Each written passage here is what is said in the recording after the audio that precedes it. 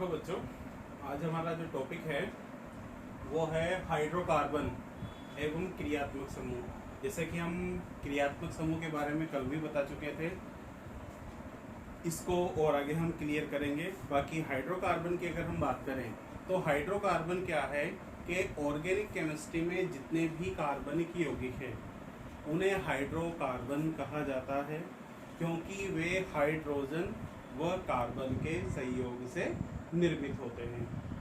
Carbon व hydrogen के संयोग से निर्मित होने वाले सभी यौगिक हाइड्रोकार्बन कहलाते हैं और इन्हीं हाइड्रोकार्बनों को हम कार्बनिक यौगिक भी कहते हैं। इनमें देखना कि हाइड्रोकार्बन को कुछ अलग अलग भागों में विभाजित किया गया है। अब वो किस तरीके से इनका वर्गीकरण किया जाता है, तो आज हम इस क्लास में एक तो इनका वर्गीकरण पढ़ेंगे और इस वर्गीकरण में इनको किस प्रकार से विभाजित किया गया है इस बारे में हम जानकारी देंगे। स्टार्ट करते हैं हम। तो यहाँ पर देखना कि हमारे पास जो टॉपिक है हमारा हाइड्रोकार्बन।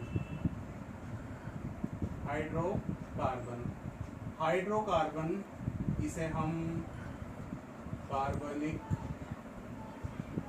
यौगिक भी कहते हैं। इसको यहाँ पर मुख्य रूप से दो भागों में बांटा जाता है। एक तो है खुली श्रृंखला या विवृत श्रृंखला यौगिक। एक तो है खुली श्रृंखला या विवृत श्रृंखला यौगिक, दूसरे हैं बंद श्रृंखला या वलयी यौगिक। फिर यहाँ पर देखना कि जो बंद श्रृंखला यौगिक है इनको वापस दो भागों में विभाजित किया गया है, जिनमें से है समचक्रीय, जिन्हें हम कार्बोचक्रीय भी कहते हैं, और दूसरे हैं इसमें विषम चक्रीय। बात करें हम समचक्रीय की, तो समचक्रीय को वापस दो भागों में विभाजित किया गया है, जिनमें से हैं एक तो हैं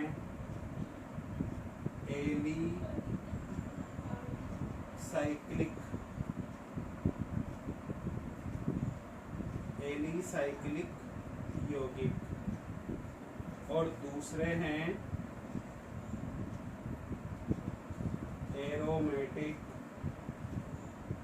यौगिक। तो यहाँ पर देखना कि हाइड्रोकार्बन या कार्बनिक यौगिकों की दो कैटेगरी है। खुली श्रृंखला ओपन चेन, है ना, ओपन चेन कंपाउंड, और ये बंद श्रृंखला क्लोज्ड चेन कंपाउंड। इसमें देखना समचक्रीय विषम चक्रीय, इसके जो दो भाग हैं, है ना, समचक्रीय और विषम चक्रीय दो भाग है, जिसमें हमने समचक्रीय को वापस दो भागों में विभाजित किया है, जिनमें एलिसाइक्लिक यौगिक है और एरोमेटिक यौगिक है। तो इस तरीके से हम हाइड्रोकार्बन या कार्बनिक यौगिक का वर्गीकरण करते हैं। अब इसमें देखना जो इसका पहला भाग है खुली श्रृंखला या विवृत श्रृंखला यौगिक, इन यौगिकों को पुनः दो भागों में बांटा गया है, जिनमें से एक तो है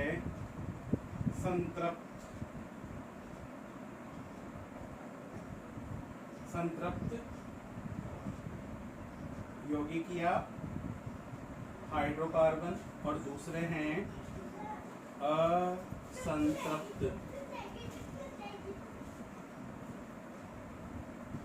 हाइड्रोकार्बन। तो यहाँ पर देखना कि जो खुली श्रृंखला या विवृत श्रृंखला वाले यौगिक है इन्हें हम संतृप्त हाइड्रोकार्बन और असंतृप्त हाइड्रोकार्बन में विभाजित करते हैं, जिनमें संतृप्त हाइड्रोकार्बन में केवल एल्केन श्रेणी को शामिल किया गया है। एल्केन श्रेणी से क्या मतलब है कि एल्केन श्रेणी कार्बनिक यौगिकों की ऐसी श्रेणी जिसमें कार्बनिक यौगिकों में केवल एकल बंध कार्बन कार्बन के मध्य एकल बंध उपस्थित होता है, इस प्रकार के यौगिक होंगे वो एल्केन श्रेणी के यौगिक कहलाते हैं। और एल्केन श्रेणी के यौगिकों को हम संतृप्त हाइड्रोकार्बन कहते हैं। इसके अलावा दूसरे हैं इसमें असंतृप्त हाइड्रोकार्बन। असंतृप्त हाइड्रोकार्बन ये होते क्या है कि कुछ हाइड्रोकार्बन ऐसे भी हैं जिनमें संपूर्ण श्रृंखला में किन्हीं दो कार्बनों के बीच में द्विबंध या त्रिबंध, डबल बॉन्ड और ट्रिपल बॉन्ड उपस्थित होते हैं, है ना। ये संपूर्ण श्रृंखला में एक भी हो सकता है, कम से कम एक होना चाहिए। अर्थात ऐसे कार्बनिक यौगिक या हाइड्रोकार्बन जिनमें संपूर्ण कार्बन श्रृंखला में कम से कम एक द्विबंध या त्रिबंध उपस्थित होता है, ऐसे हाइड्रोकार्बन असंतृप्त हाइड्रोकार्बन कहलाते हैं। तो असंतृप्त हाइड्रोकार्बन में कार्बनिक यौगिकों की दो श्रेणियां हैं, जिनमें एक तो है एल्केन श्रेणी और दूसरी है एल्काइन श्रेणी। तो एल्कीन और एल्काइन को असंतृप्त असंतृप्त हाइड्रोकार्बन में रखा जाता है और एल्केन को संतृप्त हाइड्रोकार्बन में रखा जाता है। आप इस फ्लोरल डायग्राम को नोट कीजिए, इसे पॉज करके फिर हम आगे इनको एक एक करके एक्सप्लेन करते हैं।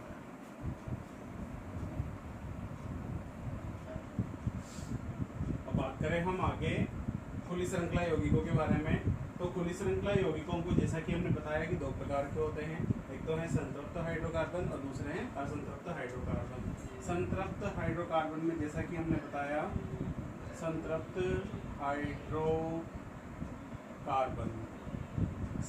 हाइड्रोकार्बन में जो है एल्केन, अर्थात जिनमें कार्बन कार्बन के मध्य एकल बंध उपस्थित होता है, तो इस प्रकार के यौगिक एल्केन श्रेणी के यौगिक कहलाएंगे। और एल्केन श्रेणी के यौगिकों में जैसे मेथेन, C2H6, एथेन, ये सब जो है संतृप्त हाइड्रोकार्बन कहलाते हैं। फिर इसके बाद हम बात करें असंतृप्त हाइड्रोकार्बन की। तो यहाँ पर देखना असंतृप्त हाइड्रोकार्बन। असंतृप्त हाइड्रोकार्बन में हमने कार्बनिक यौगिकों की दो श्रेणियां दी है इसमें, जिसमें एक तो है एल्कीन और दूसरी है एल्काइन। इसमें देखना C डबल बॉन्ड C, मतलब संपूर्ण श्रृंखला में दो कार्बन ऐसे होने चाहिए, संपूर्ण कार्बन श्रृंखला में दो कार्बन ऐसे होने चाहिए जिनके मध्य द्विबंध उपस्थित हो, तो ऐसी श्रेणी एल्कीन श्रेणी कहलाती है। और संपूर्ण श्रृंखला में अगर दो कार्बन ऐसे हैं जिनमें कार्बन कार्बन के मध्य त्रिबंध उपस्थित है, ट्रिपल बॉन्ड उपस्थित हो, तो इस प्रकार की श्रेणी जो है एल्काइन श्रेणी कहलाएगी। तो एल्कीन में जैसे C2H4 जो कि एथीन, क्योंकि यहाँ पर देखो कम से कम दो कार्बन के मध्य डबल बंध होना आवश्यक है। इस आधार पर इस श्रेणी में एक कार्बन का कोई यौगिक उपस्थित नहीं होगा। इसी प्रकार से अगली श्रेणी है हमारी एल्काइन श्रेणी। एल्काइन में भी जो ट्रिपल बॉन्ड होता है, त्रिबंध होता है, वो दो कार्बन के मध्य होता है, इसलिए एक कार्बन का एल्काइन श्रेणी में कोई यौगिक संभव नहीं है। तो इसमें कम से कम दो कार्बन वाले यौगिक की जरूरत होती। कम से कम पहला यौगिक जो है इसका एथीन होता है और इसका जो है पहला यौगिक है C2H2 जो कि एथाइन। तो इस तरीके से यहाँ पर अगर कार्बन श्रृंखला में ये कार्बन श्रृंखला में दो कार्बन के मध्य त्रिबंध है और तीन कार्बन उपस्थित है तो प्रोपीन, इधर प्रोपाइन, अगर चार है तो इधर ब्यूटीन, इधर ब्यूटाइन। तो इस तरीके से एल्कीन और एल्काइन जो है ये असंतृप्त हाइड्रोकार्बन में शामिल किए जाते हैं। तो इस तरीके से हम संतृप्त और असंतृप्त हाइड्रोकार्बन के बारे में जानकारी प्राप्त करते हैं। अब देखो इसकी कोई डेफिनेशन वगैरह जो है आप चाहो तो खुद भी बना सकते हो कि जैसे संतृप्त हाइड्रोकार्बन है कि ऐसे हाइड्रोकार्बन जिनमें कार्बन कार्बन के मध्य एकल बंध उपस्थित होता है तो इस प्रकार के यौगिक जो है वो संतृप्त हाइड्रोकार्बन कहलाते हैं। और ऐसे हाइड्रोकार्बन जिनमें कार्बन कार्बन श्रृंखला में किन्हीं दो कार्बनों के मध्य द्विबंध या त्रिबंध उपस्थित होता है तो इस प्रकार के यौगिक असंतृप्त हाइड्रोकार्बन कहलाते हैं, जिसमें एल्कीन और एल्काइन को हमने शामिल किया गया है। अब इसे नोट कीजिए। देखो, इसके बाद हम बात करते हैं बंध श्रृंखला यौगिकों की। मतलब ऐसे हाइड्रोकार्बन जिसमें प्रथम कार्बन और अंतिम कार्बन आपस में जुड़े हुए होते हैं, तो इस प्रकार के हाइड्रोकार्बन जो है वो बंध श्रृंखला यौगिक या बंध श्रृंखला हाइड्रोकार्बन कहलाते हैं। इन यौगिकों में कम से कम 3 कार्बन होना आवश्यक होता है।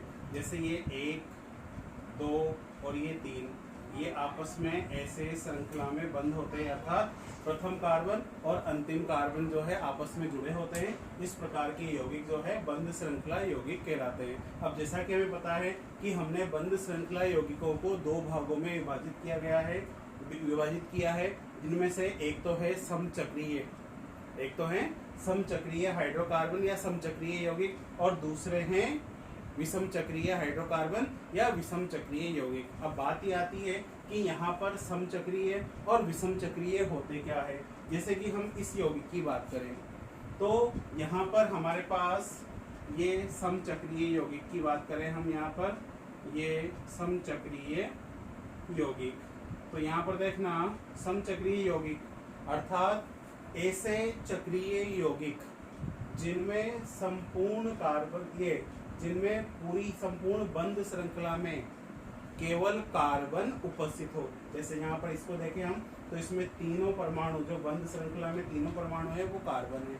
इसी प्रकार से ये 1, 2, 3, ये 4, यहाँ पर भी देखो संपूर्ण श्रृंखला में कार्बन है, तो इसको हम ऐसे भी लिख सकते हैं और इसको हम ऐसे भी लिख सकते हैं। तो इस प्रकार के यौगिक, अब जैसे ये देखना, ये प्रोपेन है, ये साइक्लोप्रोपेन है और ये साइक्लोब्यूटेन है। क्योंकि जो समचक्रीय यौगिक है, इन्हीं यौगिकों को हम साइक्लो शब्द लगाकर यूज करते हैं। अब होते तो ये यौगिक एलिफेटिक यौगिकों के समान, अर्थात खुली श्रृंखला वाले यौगिकों के समान, मतलब इनके जो भौतिक और रासायनिक गुण हैं वो संतृप्त हाइड्रोकार्बन, संतृप्त असंतृप्त हाइड्रोकार्बन, जिन्हें हम एलिफेटिक यौगिक कहते हैं, एलिफेटिक यौगिकों से मिलते हैं। इस आधार पर इन्हें एलिसाइक्लिक यौगिक कहा जाता है। जैसे कि हमारे पास ये एक 5 कार्बन की बंध श्रृंखला है। अब देखो, इस संपूर्ण श्रृंखला में जितने भी परमाणु हैं सारे के सभी कार्बन हैं। इस आधार पर जो है इन यौगिकों को समचक्रीय यौगिक नाम दिया गया है। अर्थात ऐसे यौगिक जिनमें संपूर्ण कार्बन श्रृंखला में कार्बन के अतिरिक्त कोई अन्य परमाणु उपस्थित न हो, तो इस प्रकार के यौगिक समचक्रीय यौगिक कहलाते हैं। जिसमें साइक्लोप्रोपेन,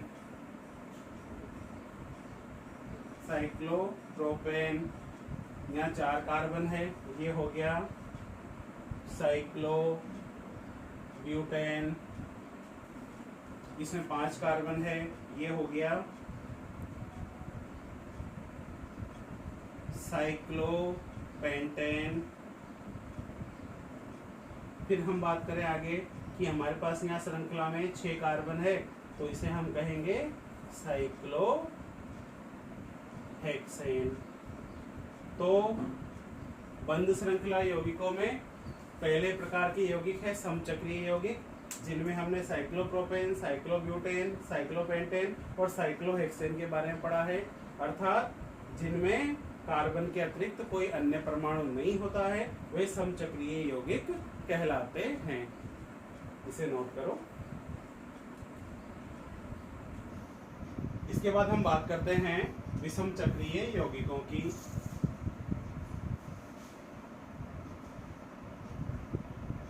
विषम चक्रीय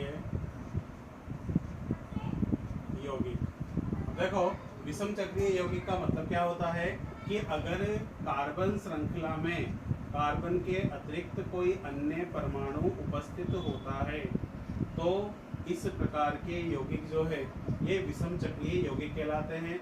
जैसे ये पिरिडीन, पिरिडीन में देखो यहाँ पर 5 कार्बन है और 1 नाइट्रोजन है, तो ये एक प्रकार का विषम चक्रीय यौगिक है। इसके अलावा और भी विषम चक्रीय यौगिक हो सकते हैं, जैसे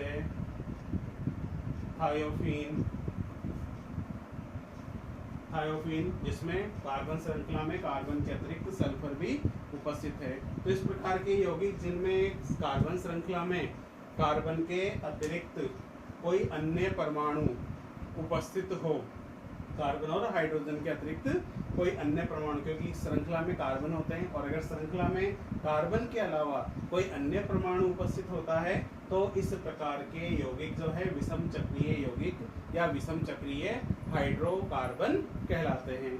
आप इसे भी नोट करो। देखो, जैसे कि हम समचक्रीय और विषम चक्रीय यौगिकों के बारे में बात कर चुके हैं, लेकिन हम समचक्रीय यौगिकों को हम आगे और पढ़ते हैं, क्योंकि समचक्रीय यौगिकों की 2 कैटेगरी हमने इसमें बताई है, जिसमें हमने एक को तो एलिसाइक्लिक नाम दिया है और दूसरे को एरोमेटिक नाम दिया है। तो यहाँ पर देखना कि जो समचक्रीय है, ये समचक्रीय, तो समचक्रीय यौगिकों में 2 कैटेगरी होती है। एक तो है ये एलिसाइक्लिक और दूसरे हैं एरोमेटिक। दूसरी कैटेगरी है इसमें एरोमेटिक। तो इसमें एलिसाइक्लिक यौगिक है और एरोमेटिक यौगिक है। तो एलिसाइक्लिक यौगिकों की बात करें तो एलिसाइक्लिक यौगिकों के बारे में हमने जैसा कि अभी बताया कि यहाँ पर जैसे कि हमने साइक्लोप्रोपेन, साइक्लोब्यूटेन, साइक्लोपेंटेन, साइक्लोहेक्सेन, तो ये सब जो है एलिसाइक्लिक यौगिक कहलाते हैं, क्योंकि इनके जो गुण है वो एलिफेटिक यौगिकों के समान होते हैं। अब बात आती है कि साइक्लो क्यों लिखा जाता है, कि ये क्या होता है कि एक बंद श्रृंखला में होते हैं, तो इस बंद श्रृंखला को प्रदर्शित करने के लिए साइक्लो शब्द यूज किया जाता है या साइक्लो शब्द का उपयोग किया जाता है। तो इस तरीके से एलिसाइक्लिक यौगिकों को हम प्रदर्शित करते हैं। फिर इसके बाद आते हैं हम एरोमेटिक यौगिकों पे। तो एरोमेटिक यौगिक क्या है? देखो, एरोमेटिक यौगिकों में जो है कुछ गुण होते हैं। एरोमेटिक यौगिकों के कुछ गुण होते हैं जिनको हम आगे पढ़ेंगे। बाकी कुछ गुणों को हम यहाँ पर समझा सकते हैं कि एरोमेटिक वे यौगिक होते हैं जिनमें एकांतर क्रम में द्विबंध उपस्थित हो। संपूर्ण कार्बन श्रृंखला में एकांतर क्रम में द्विबंध उपस्थित हो। इसके अलावा जो हकल के 4n+2 पाई नियम का पालन कर सके, ऐसे यौगिक जो हकल के 4n+2 पाई नियम का पालन कर सके। यहाँ पे सबसे इम्पोर्टेंट नियम यही है। नॉर्मली बेंजीन और उसके व्युत्पन्नों को हम एरोमेटिक यौगिक कहते हैं, लेकिन एरोमेटिक यौगिकों की भी 2 अलग कैटेगरी है, अर्थात जिन यौगिकों में बेंजीन उपस्थित होती है उन्हें हम बेंजीनोइड कहते हैं, और जिन यौगिकों में बेंजीन नहीं होती है उन्हें हम अबेंजीनोइड कहते हैं। अर्थात एरोमेटिक यौगिकों की यहाँ पर हमारे पास 2 कैटेगरी है, जिसमें पहली कैटेगरी है यहाँ पर बेंजीनोइड, ये बेंजीनोइड। दूसरा है इसमें अबेंजीनोइड। देखो, बेंजीनोइड जैसे बेंजीन तो है ही सही, ये बेंजीन को हम इस तरीके से लिखते हैं। अब देखो, बेंजीन में क्या है कि एकांतर क्रम में द्विबंध उपस्थित है ना। इसमें प्रत्येक कार्बन परमाणु की संकरित अवस्था भी समान है ना। इसके अलावा जो है कि यहाँ पर 4n+2 पाई, ये जो हकल का नियम है कि अर्थात वे यौगिक जिनमें 4n+2 पाई नियम का पालन होता है वे एरोमेटिक यौगिक कहलाते हैं, और इसे हम हकल का नियम कहते हैं। और हकल का नियम क्या कहता है कि एरोमेटिक यौगिक वे हैं जिनमें 4n+2 पाई नियम कार्यरत होता है, अर्थात जिसमें 4n+2 पाई इलेक्ट्रॉन उपस्थित होते हैं। जैसा कि हम जानते हैं कि यहाँ पर 1 2 3 द्विबंध उपस्थित हैं, इन तीन द्विबंधों में यहाँ पर तीनों पाई बंध है, क्योंकि जहाँ पर द्विबंध होते हैं वहाँ पर एक सिग्मा और एक पाई बंध उपस्थित होता है, और एक पाई बंध का निर्माण 2 इलेक्ट्रॉन के द्वारा होता है। तो इसी प्रकार से यहाँ पर 3 पाई बंध है, और 3 पाई बंध के निर्माण के लिए हमारे पास कितने 6 पाई इलेक्ट्रॉन उपस्थित है। तो हम इस नियम से इसको समझा सकते हैं, लेकिन इसको हम आगे जब बेंजीन के बारे में पढ़ेंगे तब इसको ज़्यादा अच्छे से क्लियर करेंगे कि भाई ये होता क्या है ना, इनको और अच्छे से क्लियर करेंगे। केवल अभी हम वर्गीकरण के बारे में पढ़ रहे हैं कि जिसमें हमने क्या कहा कि समचक्रीय यौगिकों की 2 कैटेगरी बताई है, जिसमें एलिसाइक्लिक है, एरोमेटिक है। एरोमेटिक की 2 कैटेगरी है, बेंजीनॉइड और अबेंजीनॉइड। बेंजीनॉइड का मतलब है जिसमें बेंजीन वलय उपस्थित होती है। तो इस प्रकार के यौगिक तो हैं बेंजीनॉइड, और जिन यौगिकों में बेंजीन अनुपस्थित होती है वो यौगिक कहलाते हैं अबेंजीनॉइड। जैसे इसमें हमारे पास एक यौगिक है,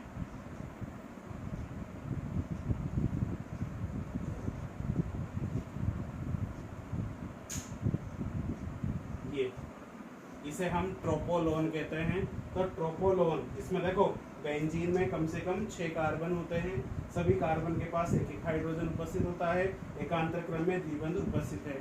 तो यहाँ पर देखो एक सिंगल वलय है क्या, लेकिन बेंजीन वलय नहीं है, इसलिए इसे हम क्या कहेंगे अबेंजीनॉइड। तो इस तरीके से हमारा यहाँ पर वर्गीकरण समाप्त होता है। अब एक चीज और देखना कि अभी जो हमने कुछ यौगिकों के नाम जो बताए हैं, जैसे इनको साइक्लोप्रोपेन, साइक्लोब्यूटेन, इनको नाम लिखा है, ये बेंजीन है। तो अभी हमने नामकरण चालू नहीं किया है, क्योंकि देखो नामकरण से पहले हमें इन सब की आवश्यकता होगी, इन सब के बारे में जानकारी होना आवश्यक है, इसलिए हमने पहले वर्गीकरण के बारे में जानकारी दी है। इसके बाद हम जो है हमारा जो अगला टॉपिक है वो है इसका क्रियात्मक समूह। तो क्रियात्मक समूह क्या होता है, क्रियात्मक समूह के आधार पर जो है हमारे यौगिकों की सजातीय श्रेणी भी दी जाती है। तो आप पहले इसे नोट करो। देखो देखो बच्चों, जैसा कि हमें पता है कि हमारा टॉपिक है हाइड्रोकार्बन और क्रियात्मक समूह। तो हमने हाइड्रोकार्बन के बारे में बताया, इसका वर्गीकरण बताया, इसकी डिटेल बताया कि इसमें कौन कौन से यौगिक आते हैं, उनको किस तरीके से प्रदर्शित किया जाता है। तो ये हम हाइड्रोकार्बन का वर्गीकरण बता चुके हैं। अब इसके बाद हम थोड़ा सा डिस्कस कर लेते हैं, हमारा अगला इसी के साथ का टॉपिक है क्रियात्मक समूह, क्योंकि इस टॉपिक के बाद फिर हमारा जो है नामकरण चालू होगा, जिसमें हम कार्बनिक यौगिकों के नामकरण के बारे में बताएंगे। जो भी जितने प्रकार के भी नामकरण होते हैं, रूढ़ नाम, व्युत्पन्न नाम, आईपीएसी नाम, तो जिन जिन यौगिकों पर ये लागू होते हैं उन सभी यौगिकों के हम नामकरण करेंगे। बिल्कुल आसानी से आप इसे समझ सकते हो। इसके लिए हम पहले इसके बाद बात कर ले हम क्रियात्मक समूह के बारे में, कि जैसा कि हमने इसके पहले वाली वीडियो में भी क्रियात्मक समूह के बारे में थोड़ी सी जानकारी दी है कि एक ऐसा समूह जिसके कार्बनिक यौगिक में जुड़ने से उस यौगिक के भौतिक व रासायनिक गुणों में परिवर्तन हो जाए, तो इस प्रकार का समूह जो है वो क्रियात्मक समूह, फंक्शनल ग्रुप कहलाता है। अब यहाँ पर देखना कि क्रियात्मक समूह के आधार पर यौगिकों की कई प्रकार की श्रेणियां हैं, जिन्हें हम सजातीय श्रेणी कहते हैं। तो सजातीय श्रेणी में जो है यौगिकों की श्रेणी शामिल है। सब सजातीय श्रेणी का मतलब क्या है कि कार्बनिक यौगिकों की कुछ श्रेणियां होती है, जिनमें क्या होता है कि समान प्रकार के क्रियात्मक समूह उपस्थित होते हैं। तो इस प्रकार के यौगिकों की जो श्रेणी होती है उसे हम सजातीय श्रेणी कहते हैं। अब जैसे हम सजातीय श्रेणी की बात करें तो सजातीय श्रेणी में देखना कि जैसे हमने यहाँ पर लिखा CH4, फिर देखो CH3, CH3, CH3, CH2, CH3, CH3, CH2, CH2, CH3। अब देखो इन सब यौगिकों में क्या समानता है, देखें हम ध्यान से कि इसका नाम है मेथेन, इसका नाम है एथेन, इसका नाम है प्रोपेन, इसका नाम है ब्यूटेन। अब यहाँ पर देखना, आप ध्यान से गौर करें इस पे कि इन सभी यौगिकों में जो है एक कॉमन चीज है कि इन सभी में जो है कार्बन कार्बन के मध्य एकल बंध उपस्थित है। तो यहाँ पर ये जो है एक प्रकार के एल्केन श्रेणी के यौगिक हैं। ये जितने भी यौगिक हैं ये सभी कौन सी श्रेणी के हैं? एल्केन श्रेणी के यौगिक है। तो ये एल्केन यौगिकों की श्रेणी है जिसे हम सजातीय श्रेणी कहते हैं। अगर मान लो कि हम बात करें इसमें से कि जैसे हमने यौगिक ले लिया CH2 डबल बॉन्ड CH2 जिसे हमने नाम दिया है एथीन, फिर देखना CH3 CH double bond CH2 ये है यहाँ पर प्रोपीन, फिर यहाँ पर देखो CH3 CH2 CH double bond CH2 ये है ब्यूटीन। तो यहाँ पर अब देखो कि इन सभी यौगिकों में क्या समानता है कि इन सभी यौगिकों में जो है दो कार्बन के मध्य द्विबंध उपस्थित है। तो ये एक सजातीय श्रेणी होगी, अर्थात कार्बनिक यौगिकों की एक ऐसी श्रेणी जिसमें केवल एक प्रकार के समूह, एक प्रकार का क्रियात्मक समूह उपस्थित होता है। कार्बनिक यौगिकों की ऐसी श्रेणी जो है यहाँ पर सजातीय श्रेणी कहलाती है। और सजातीय श्रेणी का संबंध जो है ये क्रियात्मक समूह से है, क्योंकि यहाँ पर एल्केन जिसमें अनुलग्न एन लगता है तो एकल बंध ये भी एक प्रकार का क्रियात्मक समूह है। एल्कीन जहाँ पर द्विबंध है वो भी एक क्रियात्मक समूह में काउंट किया जाता है। और एक एल्कीन एल्काइन जिनमें त्रिबंध उपस्थित होता है यह भी एक प्रकार के क्रियात्मक समूह में काउंट किया जाता है। लेकिन इन तीनों के अलावा कुछ ऐसे समूह भी हैं जिनमें जो अलग अलग प्रकार से प्रदर्शित किए गए हैं, उनके आधार पर भी जो है इनकी श्रेणी तैयार की जा सकती है। जैसे मान लो कि हमारे पास OH समूह है जिसे हम एल्कोहल समूह कहते हैं। अगर मैं इन सभी यौगिकों में अगर OH समूह जोड़ दूं तो ये सभी यौगिक जो है एल्कोहल श्रेणी के यौगिक कहलाएंगे, अर्थात जो सजातीय श्रेणी बनेगी वो एल्कोहल सजातीय श्रेणी बनेगी। तो इस प्रकार से अलग अलग प्रकार के क्रियात्मक समूह जैसे एल्कोहलिक समूह, थायो एल्कोहलिक समूह, सल्फोनिक अम्ल, कार्बोक्सिलिक अम्ल, तो ये अलग अलग प्रकार के समूह हैं। एस्टर है, साइनाइड है, आइसोसाइनाइड है, इसके अलावा जो है ईथर है ना। तो ये ऐसे कई प्रकार के यौगिक है, कई प्रकार के क्रियात्मक समूह है जिनका उपयोग करके हम सजातीय श्रेणी को तैयार कर सकते हैं। और सजातीय श्रेणी में क्रियात्मक समूह का महत्वपूर्ण योगदान होता है, इसलिए क्रियात्मक समूह पढ़ना भी अति आवश्यक है। जब हम नामकरण करेंगे तो नामकरण में हम एक एक फंक्शनल ग्रुप के बारे में डिटेल से पढ़ेंगे। अब आप इसे नोट कर लें। देखो बच्चों, जैसा कि मैं आपको ऑनलाइन क्लासेस के थ्रू जो है आपको ऑर्गेनिक केमिस्ट्री पढ़ा रहा हूँ, इन वीडियोस के माध्यम से आप अपनी ऑनलाइन स्टडी करें। और जब भी आप पढ़ने बैठें तो एक कॉपी पेन साथ में लेकर, ताकि आप इनको साथ के साथ लिखते रहें। और एक आपसे सबसे महत्वपूर्ण बात कि आप जो भी वीडियो देखें, अगर आपको वीडियो में किसी भी प्रकार की कोई कमी लगे तो उसके लिए मुझे कमेंट बॉक्स में बताएं, और ताकि मैं उसको और अच्छे से सुधार करके और अच्छे से उसको ऐड करूं वीडियो को, ताकि आपकी जो परेशानियां हैं वो भी दूर हो। अगर आपको किसी टॉपिक से कोई परेशानी हो तो मैं उस टॉपिक के लिए अलग से एक वीडियो बना के डाल दूंगा, जिससे आपको वो क्लियर हो जाएगा, आपका कोई डाउट भी नहीं रहेगा। तो आप YouTube चैनल पे जाके डायरेक्ट वहाँ पर कमेंट कर सकते हैं और मुझे वीडियो के बारे में जानकारी दे सकते हैं, या फिर जो हमारा ये एजुवेव इंस्टीट्यूट ग्रुप है, इस ग्रुप के माध्यम से भी आप मुझे अपनी बात पहुँचा सकते हो।